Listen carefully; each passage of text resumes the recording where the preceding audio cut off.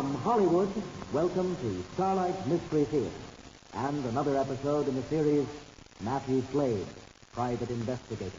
We invite you to take your seat as Mathew Slade unfolds Pattern for a Frame.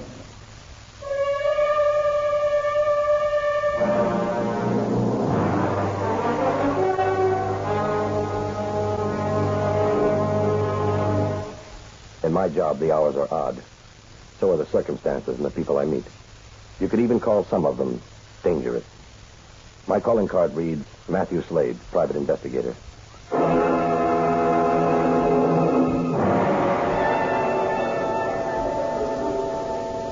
was in my office sipping a freshly brewed cup of coffee, thinking about my car being serviced at Max's garage.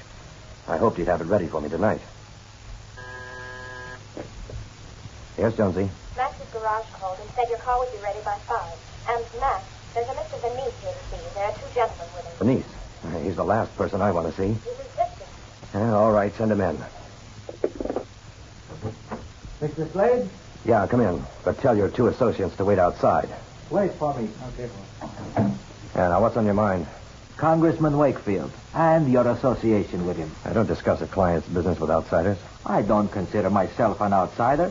I'm well aware of the congressman's crusading instincts and what he's attempting to do. He's made some strong accusations which have been quite embarrassing to me. After all, I do have a position to maintain in this community. Look, let's not play games, Venice. I'm well aware of your background. I'm a respected businessman. That's the image you've carefully built. But underneath that facade, there's something quite different. I've been a patient up to now. But I want you to know, and you can tell the congressman, that if these accusations continue, I'll slap a slander suit against him and anyone else who takes his position. Look, why do you come to me? Why did you tell this to Wakefield? My attorneys have been in contact with him, but he's a very stubborn man, as well as being a foolish. I thought you might be more sensible. Mm-hmm. You want me to pull the congressman off your back, right? Exactly. You're wasting your time. Then you intend to continue your course of action? That's right. It could prove to be a very disastrous mistake. Another threat? Maybe something stronger than just a slander suit? You're no child playing adult games, Mr. Slade. I'm sure you know what's at stake. Yeah. Enough to make me curious to know all there is to know. That's extremely distressing. I was counting on a more receptive attitude. Sorry to disappoint you. Now, if you'll excuse me. I can assure you, this is not the end. Mm-hmm. Well, as they say, see you in court. That could be a very prophetic statement, Mr. Slade. Remember, you've been warned.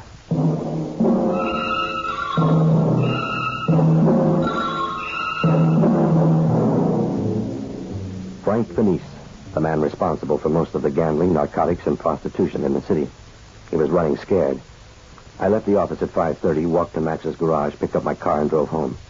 I was finishing a very nice, tender barbecued steak when...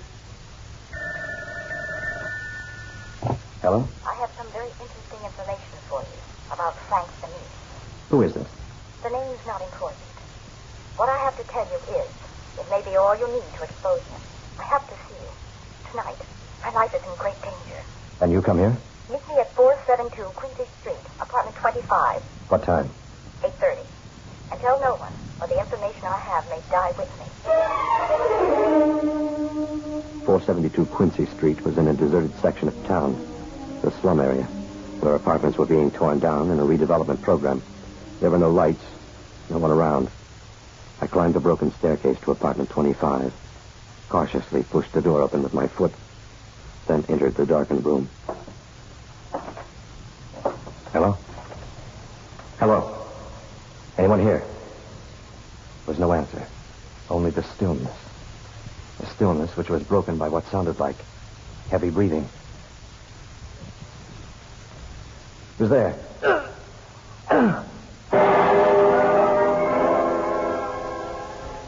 When I regained consciousness, I found myself bound tightly. It took nearly an hour before I managed to free myself.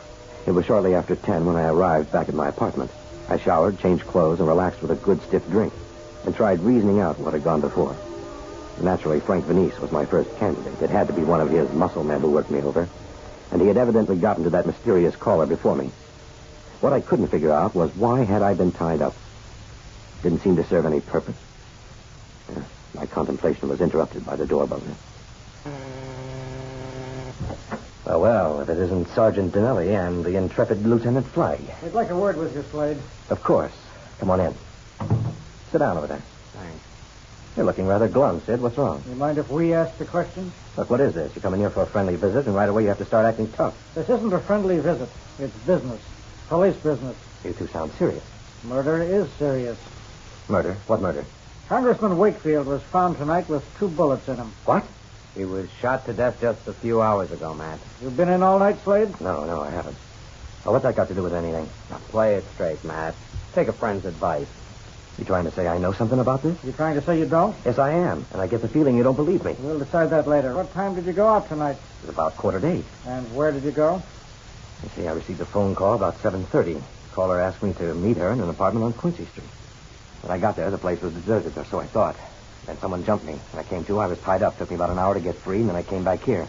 That was about 10:30. Take a look at this gun, Matt. Can you identify it? Yeah, it's the one I keep in my office. How'd you get a hold of it? We found it in Wakefield's driveway. That's the gun that was used on him. We already checked it. The only prints we found on it were yours. So you think I killed him? It looks that way. Now it's all very clear. The call, being blackjacked and tied up. I wasn't supposed to be able to account for my time tonight. Look, isn't it obvious to you two I'm being set up for a frame? You surprised me, Slade. I figured you to come up with a better story than that. Yeah, well, it may sound contrived, but it happens to be true. I'd like to believe that. You two really think I killed Wakefield, don't you? Look, I was working with him. You both know we've been after Frank Vanice. Why would I want to kill him? We've got that, too. Enlighten your friend, Sergeant. We've got an eyewitness. She swears she saw you shoot him. Well, whoever she is, she's lying. She claims to be Wakefield's girlfriend. Said you and she were together tonight. That Wakefield came in unexpectedly. There was a fight, and you shot him. Oh, come on, Sid. There's the gun, Slade, and the fact that you can't satisfactorily account for your time between the hours of 8 and 10. That's when the coroner established time of death. You want to tell us the truth now? You've already heard it. Okay. Get your coat. We're booking you for murder.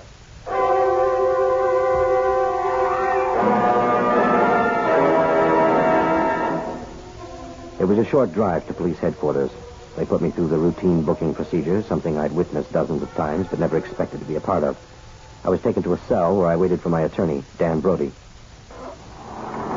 Matt, I can't believe this. Well, you're not the only one, Dan. Thanks for coming. Flagg has really gone overboard this time. It's not just Flagg. The evidence is rather overwhelming. Yes, and it reached a high heaven of frame-up. Well, with the facts they've got, the truth spells me out as the murderer. Then we'll have to start building the kind of case that'll blast a big hole in their facts. All right. Where do we start? At your office tomorrow morning. There might be some clue as to how they got hold of your gun. Oh, Matt, cheer up. By the time I'm finished, the DA's office will have to drop this case. Yeah. Morning, Miss Jones. Mr. Brody, I've been expecting you. Did you find anything yet? Nothing. There doesn't seem to be any indication that the office was broken into last night. Are you positive? Maybe you should look, too. I may have overlooked something. All right, let's start with this door. It's the only one leading into the hall, isn't it? Yes? Mm-hmm. Yeah, it doesn't look as though this lock has been tampered with. Where did Matt keep his gun? In his desk drawer. A lock? No, but his office door is always kept locked after he leaves. I see. Were you able to talk to the night janitor? Yes. Lucas said he let a strange man out of the building just before 7. His description matched one of the men who was here with Frank Vanice. That should be a big help. Maybe. But the fact that he was seen in the building isn't enough. You have to prove he entered this office. And a lot depends on how closely we can tie Vanice into all this. How bad does it look from that? Well, what evidence the police have is fairly conclusive. Maybe it's too conclusive. What do you mean by that? Well, it's all so perfect, so clear-cut. Makes Matt look too obvious. I think Vanice tried to play too pat a hand. And may work in our favor. Then what will you do? I'm not sure just yet. I have a meeting in an hour with the assistant DA, Austin Briggs. Maybe something will come out of that. The only thing I am sure of is that Matt is not going to be convicted of murder. I'm going to find some way to get the truth.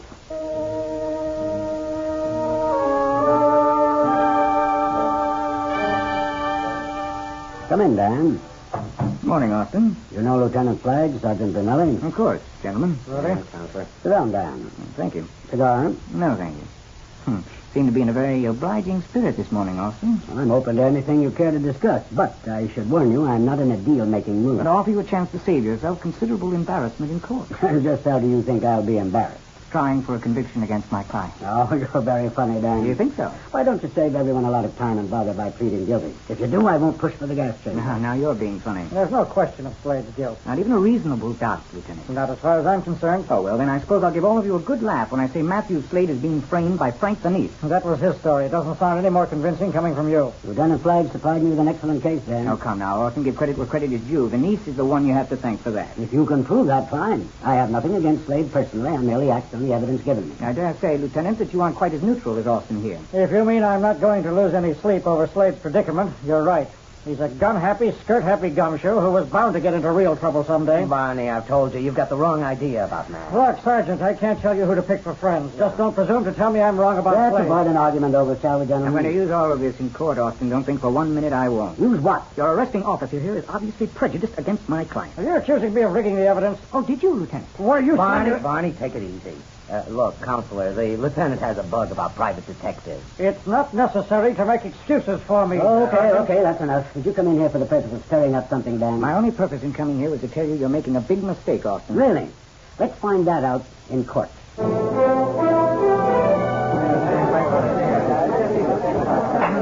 Order in the court. Proceed, Mr. Briggs.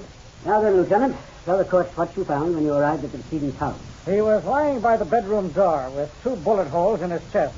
He was holding the poker from the fireplace in his right hand. Miss York, you saw the man who shot and killed Congressman Wakefield? Yes, I did. Do you see that man in this courtroom? That's him, over there. Let it be recorded that the witness indicated the defendant, Mathew Slade. Now, Miss York, tell the court what your relationship was to the decedent. We were friends. I mean more specifically. You were more than just friends, isn't that true? We were... Lovers, Miss York. Yes. Now then, on the night in question, what transpired? Mr. Slade and I were together that night at Clark's home. I see. Please go on. He came in and found us together. And what was his reaction? I'm sure he wouldn't have lost his temper if Mr. Slade hadn't baited him. What do you mean, baited? He laughed at Clark. Said he wasn't capable of keeping a woman. Now, Miss York, please tell the court what happened after that. Clark moved to the fireplace. Picked up the poker. Did he make any move to strike the defendant? No. He made a verbal threat. That's when Mr. Slade shot him. And what did you do? I was frightened. I thought he might shoot me, and then he ran from the room. That's when I phoned the police. Thank you, Miss York. Is there any redirect? Yes, Your Honor. Miss York, did you phone the defendant that night and ask him to meet you? Yes. And isn't it true that you asked him to meet you in a deserted apartment on Quincy Street and not at the home of Congressman Wakefield? No, that's not true. Need I remind you that you're under oath, Miss York? I'm well aware of that. Well, I'm sure an attractive girl like you would find it rather stifling to have to spend time in prison on a perjury charge. Objection. He's badgering the witness, Your Honor. Sustained. You're a little out of line, Mr. Brody. Please confine the questions to testimony given in direct. Very well, Your Honor. Now, Miss York, what time did you call the defendant? Between 7 and 7:30. And what time did he arrive? 8 o'clock. He drove his own car. Yes. You're sure of that? Yes. If it please the court, at this time I'd like to enter some new evidence. Mr. Briggs? The state has no objection, Your Honor. Now, I have here, sir, 2 reports. One shows that on the day of the Wakefield murder, my client's car was lubricated by Max's garage. Now, the mileage was recorded and indicates that at the time, there were 12,562 miles on the speedometer. I also have a report here, verified by the police, that the day after my client was taken into custody, his car speedometer indicated 12,581 miles, a difference of only 19 miles. Now, on the day of the murder, my client drove from Max's garage to his apartment, then to 472 Quincy Street, and then back again to his apartment, a distance of exactly 19 miles. If, on the other hand, my client had driven to Congressman Wakefield's home, as Miss York has testified, he would have had to travel an additional 8 miles. Therefore, I submit, Miss York has perjured herself. Order in the court. The state must oppose the introduction of this so-called evidence. Without meaning to demean the defense counsel, it is obvious that such evidence is inadmissible.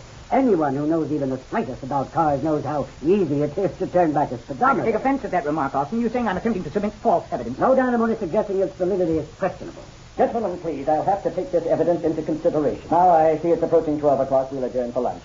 I caution the jury not to discuss this case or draw any conclusion until all the evidence is in. Court will reconvene at 1:30.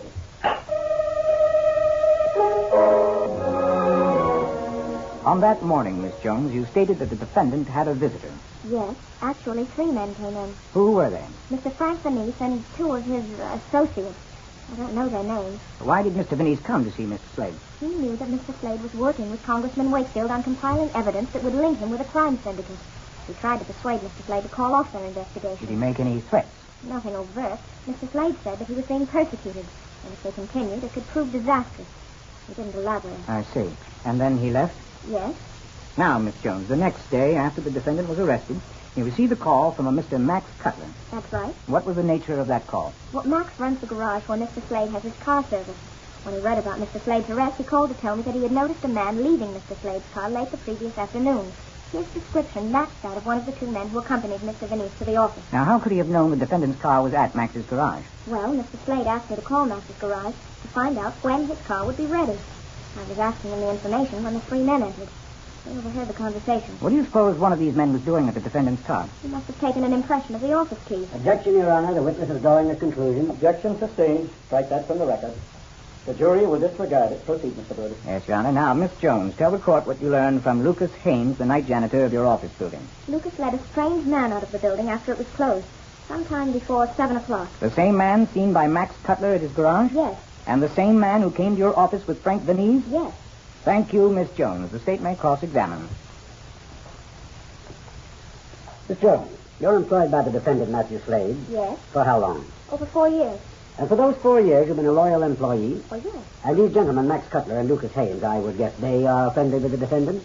Yes. And what about you? Are they fond of you? I think so. Then would you mind telling me this story you just told? Was it your idea, the defendant, or the defense counsel? Objection, Your Honor. No further questions. Order in the court. I won't tolerate this sort of outrage. Your Honor, the prosecution is attempting to belittle the witness. I'm well aware of what the prosecution is attempting to do. I must caution both counselors to try and remember their courtroom etiquette. Now you may call your next witness, Mr. Brody. Yes, Your Honor. I call to the stand Frank Venice. Everything Miss Jones said is untrue. Is it, Mr. Venice? Yes. Oh, it's true. I paid a call on Mr. Slade that morning, but not for the purpose you stated. I wanted to retain Mr. Slade's service. Why would a prominent man about town like yourself want to hire a private detective? Well, I do have enemies, Counselor. A man in my position will occasionally step on a few toes, however unintentional. Of late, my family and I have been plagued by anonymous phone calls threatening harm. Really? Now, why would anyone want to do that to a first-class citizen and his family? As I said, I do have enemies. As to who made the calls, well, that's the reason I wanted to hire Mr. Slade. To find out. The only reason I paid him that visit. And what about this associate of yours who was seen by Max Cutler and Lucas Haynes? I think the assistant district attorney has summed that up very neatly already.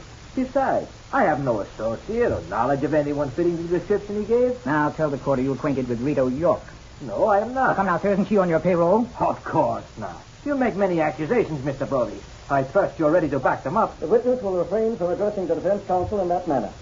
Must I sit here and allow him to... I'll handle the discipline in this courtroom, Mr. Venice.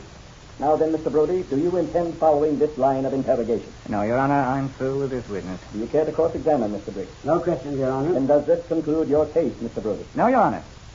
But first I'd like to request a 30-minute recess so I might discuss a vital point with my client. Very well. We could use a cooling-off period. Court is adjourned for 30 minutes.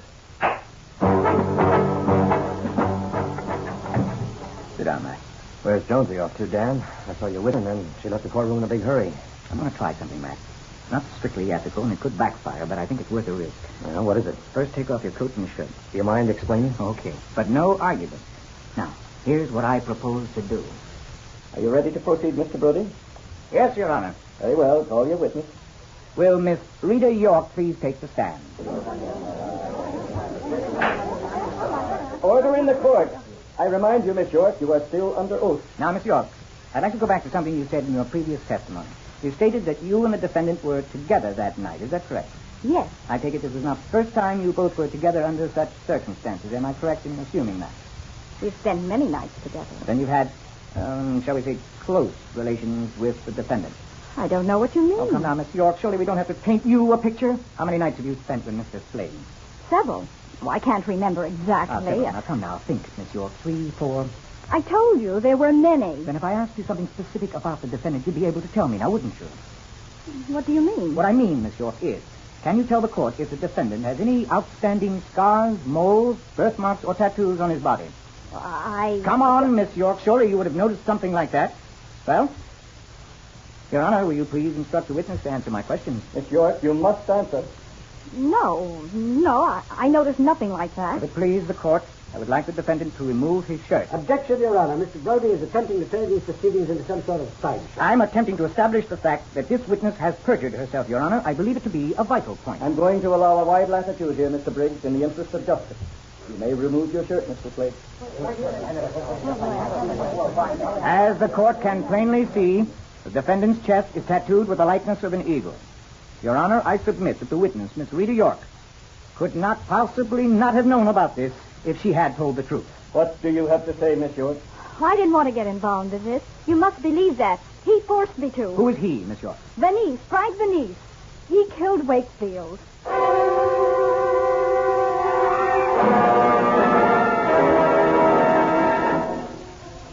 I don't know how to thank you, Dan. Oh, save it. When you see my fee, you may feel different. Whatever the price, it's worth it. You know, I'm very fond of my freedom. Oh, by the way, you can wash off that indelible ink with a good, strong detergent. Oh, I don't know. I just may keep it. How can anyone destroy such a masterpiece? You know, your forensic talents, Mr. Brody, are surpassed only by your tattooing artistry. You say the nicest thing, Mr. Detective.